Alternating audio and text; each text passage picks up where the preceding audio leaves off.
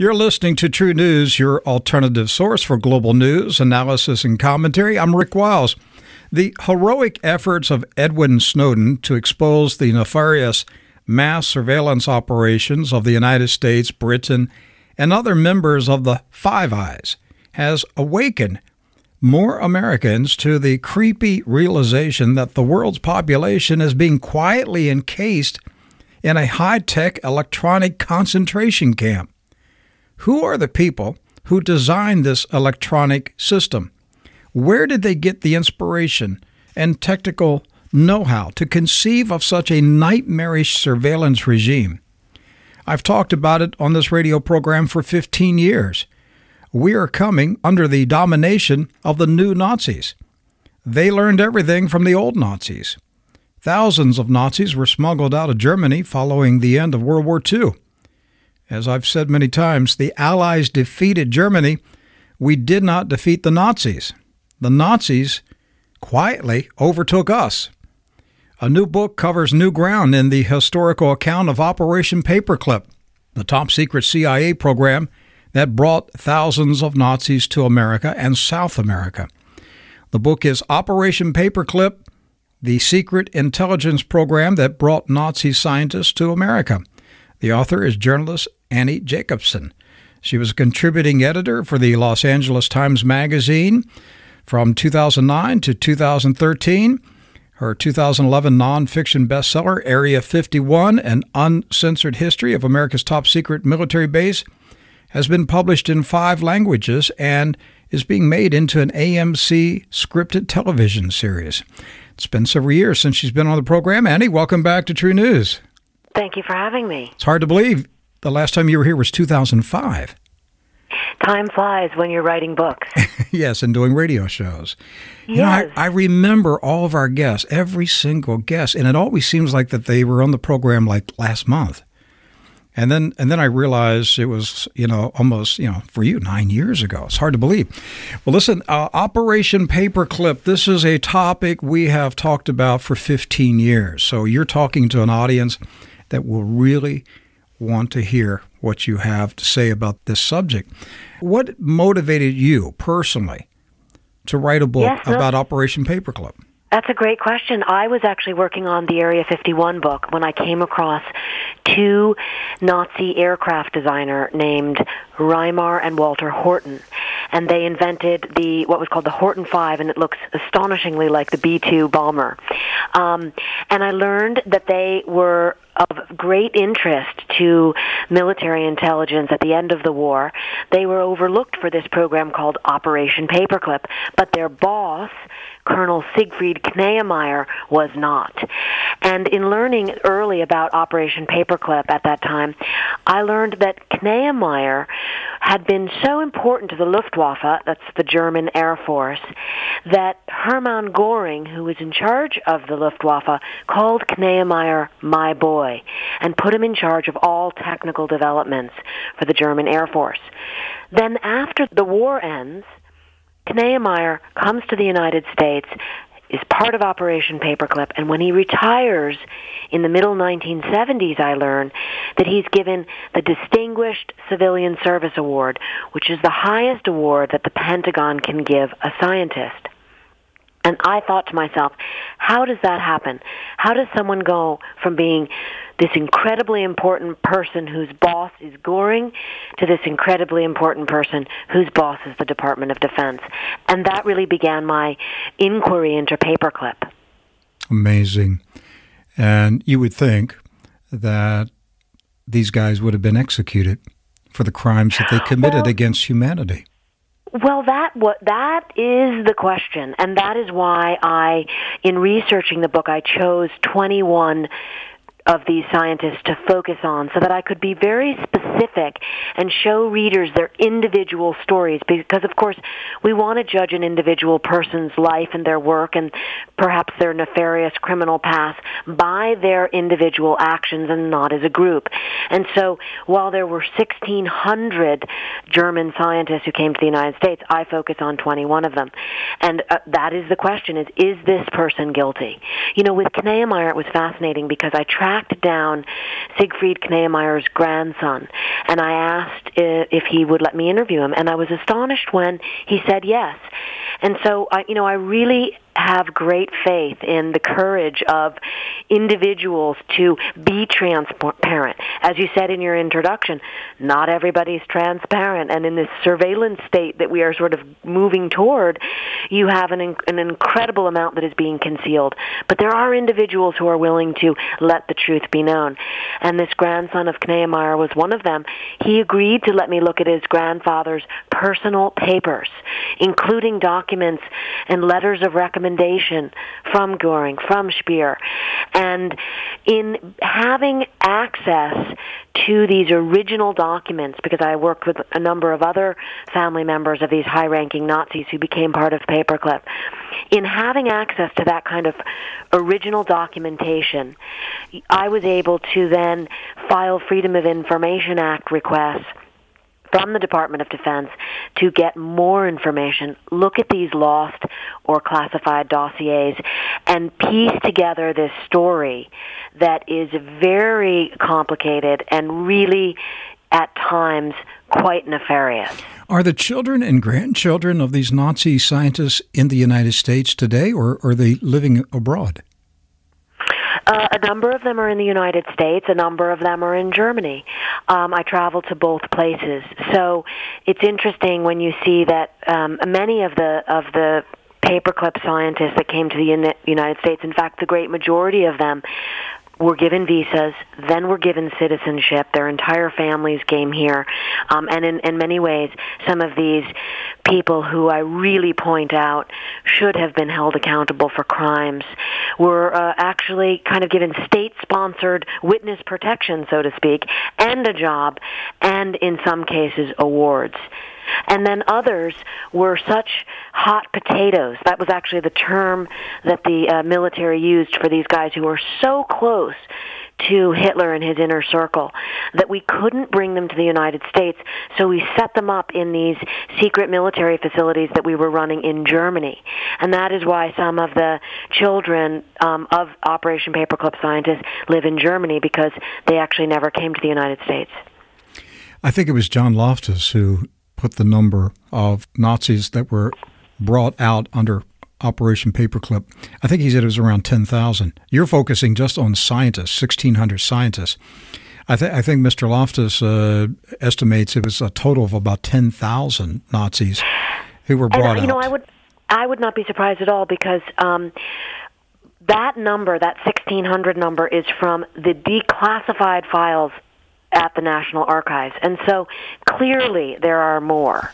And also the CIA's involvement in the Nazi repatriation program, let's call it, that is its own can of worms. I write about the CIA in places where they overlapped with military intelligence to use the same scientists.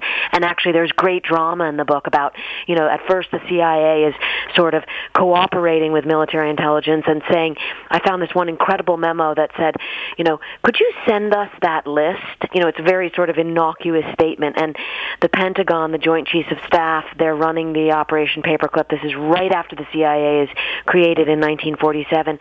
And they send over this important list called the Osenberg list, which has all of the scientists, all 15,000 of Hitler's top scientists during the war. So the CIA gets a hold of this list, and then you find later, I found in documents, the CIA kind of saying, we're going to start running our own program because now we have the list. The predecessor to the CIA was the OSS, and its first director, Wild Bill Donovan, who then later became the first director of the CIA. He ordered the assassination of General Patton. And Patton was murdered by the OSS. I interviewed the author who actually interviewed the assassin on his deathbed. Now, the assassin did not succeed in killing General Patton. He hit him with a projectile. But old Blood and Guts didn't die, so they killed him later in his hospital bed, in the Army hospital bed. But I've often wondered, Annie, what did What did General Patton know at the end of World War II? Why was he so furious? And he was planning to go back to the United States and spill his guts about something. And I have a feeling it was Operation Paperclip.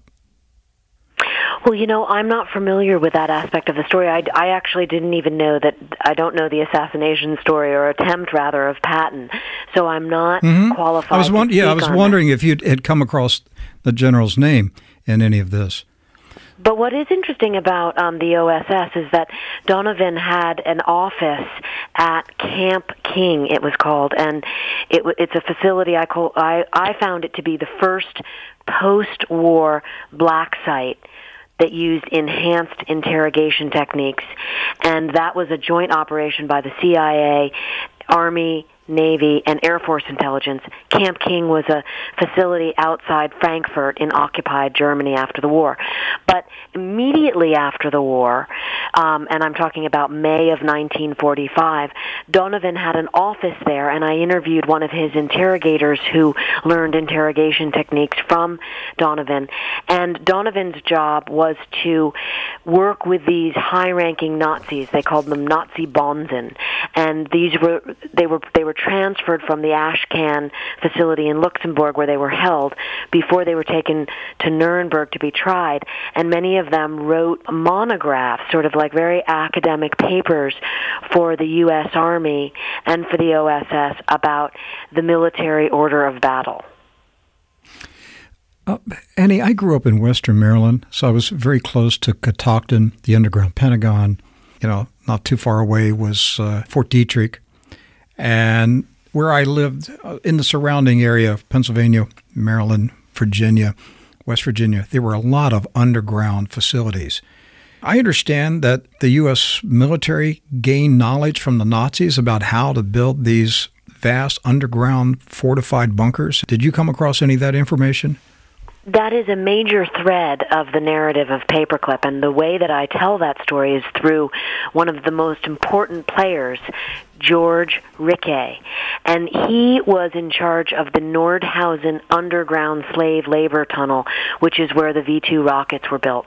So Rickey was working with von Braun, with General Dornberger, with Arthur Rudolph. These are all big names in the space, in the U.S. space program, but they all were working together in this very dark-hearted Nordhausen tunnel complex.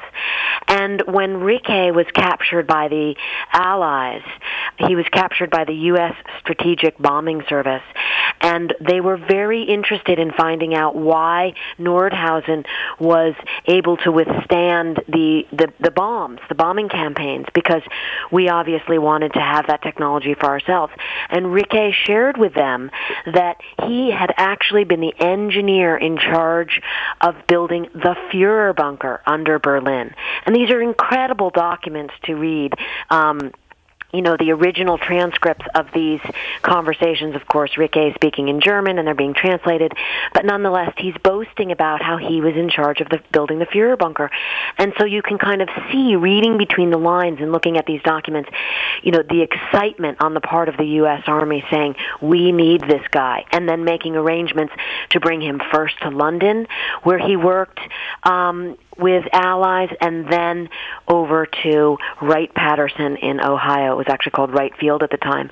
And there he began his work on these underground, how those complexes were engineered. Those would later go on and become, you're referring to Site R in the mountains there near where you grew up, which was called Raven Rock. And I actually interviewed precisely where it's at. Mm-hmm. Yeah, the camp doctor who was in charge. He was the physician that would have been, in the event that World War III had happened, he would have been the physician in the bunker with Eisenhower. But this is really a twisted part of the story, because in the middle of Rickey's work, this is in 1946, a story surfaces that Rickey was actually the man who engineered some of these hangings inside the Nordhausen tunnel complex when some of the prisoners revolted. And so Rickey actually gets pulled out of the program, gets sent back to Germany and stands trial at Dachau, where they had a war crimes trial. I went to look at that trial room. It was an old SS facility that we transformed into a trial facility, very much the way now we have Saddam's palaces, or rather during the Iraq War, we sort of took over Saddam's palaces and made them our own. This was sort of had its origins after World War II for the U.S. Army. And the crazy thing about the Riquet trial is that he was acquitted, and later on in life he would be called to be a witness in different war crimes trials, and he would always maintain the same line, which is that he had no idea any of this was going on. I never thought about this until now, but I wonder if Camp David is connected to Site R, and that when a U.S. president flies in a helicopter over to Camp David in the Catoctin Mountains of Maryland, and he goes into what looks to be, a log house, a resort, kind of a rustic resort. Does he simply descend in an elevator and go into Site R, into a vast underground city? I've never thought about that until now. I do know a bit about that from having interviewed individuals who worked there. And Camp David is definitely connected to Site R in terms of proximity, and that was the idea about building, about the way that the two worked. But they're a bit further apart than that. And my understanding, and again, this is from the post physician who worked there in the 50s, Dr. Len Chrysler. He discusses what that place was like, but they keep most people on the periphery. In other words, you would work at Camp Ritchie, which is several miles from the entrance to Site R, and so that place is so secret in terms of its layout and its plans that it would be speculation to know really what goes on there. I will tell you, this is a true story, and I can tell the story because this man is deceased, and he can't get in trouble for me telling the story. I'm not going to give his name, but he's deceased, and so I can go ahead and tell the story. He was just a general contractor in Maryland, where I grew up, and he told me one time that he had a contract at Fort Ritchie, and just to do some construction work. Anyhow, he opened up the wrong door. He went in, it was like a barracks, and he said it was full of hospital beds, hundreds of beds, and soldiers were strapped down, and they were absolutely going berserk. He said, everybody. He said it was like a madhouse. He said, I don't know what they had done to those men, but he said it was the most bizarre sight he'd ever seen. And one other time, I think he was, this was also Fort Ritchie, he went into an underground room where he was not supposed to be. They told him, this is where you work, do not go any farther. When nobody was around, he opened up another door, and it was a laboratory full of cages with hideous-looking animals that they were doing experiments on. So that was Fort Ritchie, and I grew up in that area. We were told Fort Ritchie this is just just Army Communications Center. So obviously they were doing a lot more there at Fort Ritchie than sending military communications.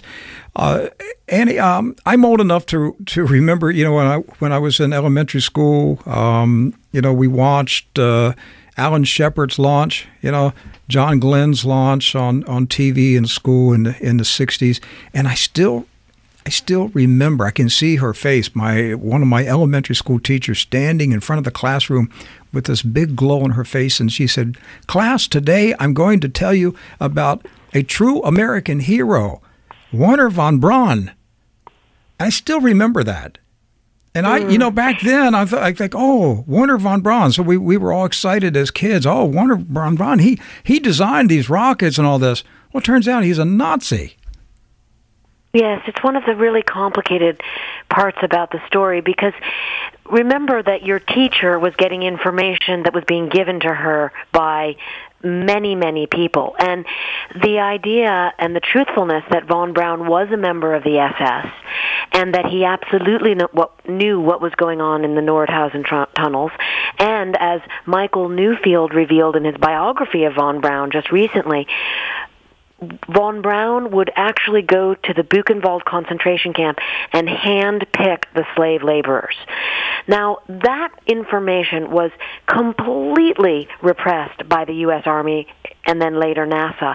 They propagated this idea that von Braun was just a good German scientist. All he wanted to do was get to the moon, and they needed that fiction to be truth. And they helped von Braun propagate that fiction, which is so unfortunate. And one of the memos that I found, which really underscores that, is von Braun had to give testimony at one of these war crimes trials in the 60s, one of those follow-up trials that actually George Rickey, the engineer we were just discussing, was involved in. And the Germans wanted him to be able to come and to speak to the jury, but the NASA said, no way are we letting him go there. And so instead they allowed him to give testimony. They chose the most obscure place they could think of, a courthouse in Louisiana. But still, the press got wind of this, and they were waiting there on the courthouse steps when von Braun came out from giving his testimony, and they said, is it true? Did you know about these war crimes? And his answer was, carefully coached in advance by NASA, I have been fully investigated by the U.S. military. They know entirely about my past. I'm paraphrasing what von Braun said, but you get the idea that they told him to say that, but of course the big elephant in the room being left out was that they knew what his past was. He knew what his past was. It was a tacit agreement to never speak of such things. Unbelievable. What about the Dulles brothers? Where do they figure in all this? Well, Alan Dulles was a very, very complicated figure in terms of Paperclip. He authorized these enhanced interrogation techniques, I found, early in the 50s, much earlier than has later, reported as happening later. I'm talking about the MK Ultra experiments, those notorious CIA program, where people were drugged to try and get them to reveal secrets. But the MK Ultra program, I found, was running parallel to Paperclip at that black site we talked about earlier, Camp King, outside Frankfurt in Germany, and they had earlier operational code names. They were called Operation Bluebird and Operation Artichoke. And there at Camp King, Dulles ordered these enhanced interrogation techniques using LSD on Soviet bloc prisoners who were being kept at that facility. And this program was a combination with Army intelligence, Navy intelligence, Air Force intelligence. But the real mystery of all of this is that the camp physician, so the doctor in charge of everyone's well-being at Camp King, this is both the military, the American military officers, and the civilian CIA agents who work there, as well as those Soviet bloc prisoners who are being interrogated. The physician in charge of their well-being was the former Surgeon General of the Third Reich, Dr. Walter Schreiber. He was part of Paperclip. And when Schreiber was finally given the okay by the Joint Chiefs to go to Texas to work at the Air Force there, Dr. Kurt Blome, who was in charge of Hitler's bacteriological warfare program, Blome became the chief physician at Camp King. I write about both of these characters in the book, and their stories are really unbelievable. Annie, you're bringing information now that I've not heard in 15 years, and I've interviewed a lot of people on this subject. You've really done your homework on this. Well, Blome was a fascinating individual to research. He was so high up in the Reich medical chain of command. He also wore the Golden Party badge, which means he had favor by the Führer.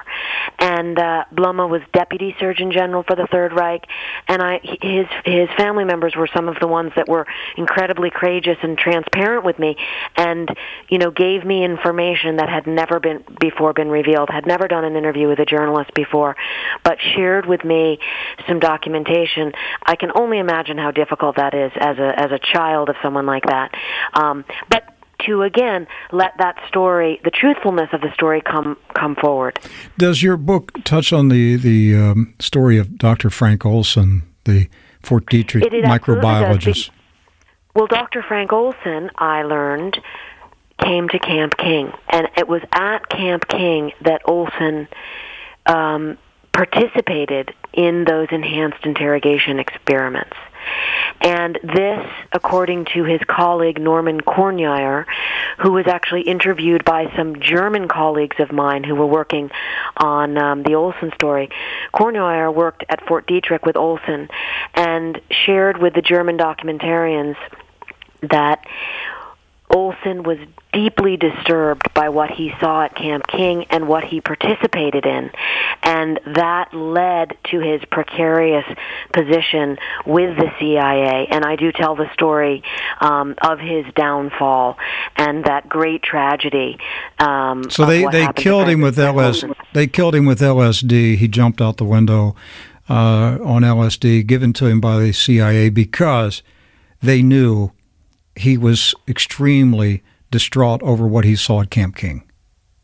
Well, I certainly don't know what they thought, but what I can tell you is that the facts lie out that Frank Olson was actually at Camp King participating in these very nefarious experiments on behalf of the CIA. And then later, without his knowledge or consent, his own organization, the CIA, drugged him with LSD, which led to his having a breakdown and either jumping or being pushed out that window and killing him. A lot of bankers doing it lately. You know, it's a really twisted idea when you get involved into this hall of mirrors, you know, when you have that idea of making deals with the devil, the complex morality that comes with having to decide as a person what is right and what is wrong, but having an allegiance to an organization that is telling you a different story. Well, you really said it right there, making a deal with the devil, because that's really what this is all about. This is entirely evil. There's no other word that can describe what is taking place. Is there a Nazi connection to Fort Detrick, Maryland? Well, Fort Detrick was the place where the CIA set up the special operations, and that was the division that was working on what we were just talking about. Mm-hmm. And also Fort Detrick was working in concert with Edgewood Arsenal, and you had the chemical weapons program and the biological weapons program working hand in glove, and the Army Chemical Corps was in charge of both programs. I profile at length one of the top generals in that program, a gentleman named Brigadier General Lukes, and he was in charge of working with Hitler's chemists. I found some astonishing papers at an archive at the U.S. Military History Institute archive in Pennsylvania. Lukes' personal desk diaries that he kept revealed a whole side of Paperclip that has never before been written about or known, but I'm going to leave it to the reader to have to read about that. Annie, is there one particular American name that pops up consistently in your story who was the key player, mastermind in Operation Paperclip? Well, there's a couple central organizing players, and I write about them, but because each military service was interested in its own programs, you had kind of an umbrella concept going on with Paperclip. I mean, the people in Army Ordnance were incredibly interested in the V-2 rocket. The biological weapons makers were targeting the scientists who were working for the Reich in that manner. And, of course, the Chemical Corps was after all of Hitler's chemists. So I focus on those three weapons systems probably more so than any other, just because they're so significant and important today. You know, I'll end on this note. One of the most really dark-hearted programs was the sarin gas program. And, of course, that has a link to today because we're looking at Syria and Assad's chemical weapons being dismantled, allegedly, and that's sarin gas. And one of the members of Operation Paperclip was Dr. Otto Ambros, who the A in sarin gas denotes his name. Ambros was actually convicted at Nuremberg of mass murder and slavery. He was Hitler's favorite chemist. He invented synthetic rubber. He was convicted, he was in prison, and he was given clemency by U.S. High Commissioner for Germany, John McCloy. And his finances were restored, and later he would get a contract with the U.S. Department of Energy. Annie, one last question. Does all of this knowledge that you've gained through this investigation disturb you about things that are taking place in the United States of America right now, namely mass surveillance, electronic police state? Are you connecting the dots? Well, I think it would be impossible not to connect those dots because you're looking at a larger subject, which is the military-industrial complex. I mean, the military-industrial complex, I learned, really began much earlier than President Eisenhower acknowledged on his exit speech. I mean, but he did really warn about it. He did warn. He knew Absolutely, something very evil was taking place. He warned about it, and actually the second part of his warning discusses scientists and speaks, I write about this in the book, he talks about how we should be very careful to give scientists too much power. Herb York, one of the Defense Department's top scientists, went to Eisenhower after he retired and asked him point blank, "To whom were you referring?" Eisenhower said Edward Teller, inventor of the hydrogen bomb, and Werner von Braun.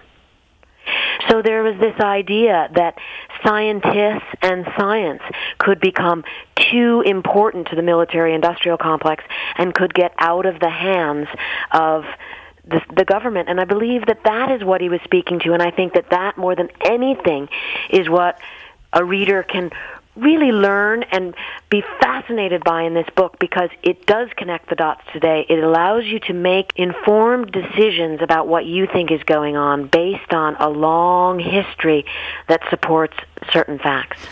Annie, I've got a lot more questions, but I know you got to go. Can we get you to come back in the near future to talk about Area 51? It would be a pleasure. Okay. That's a deal. All right, Annie Jacobson, her newest book is Operation Paperclip, the secret intelligence program that brought Nazi scientists to America. Thank you, Annie. Appreciate you being here on TRU News. Thanks for having me.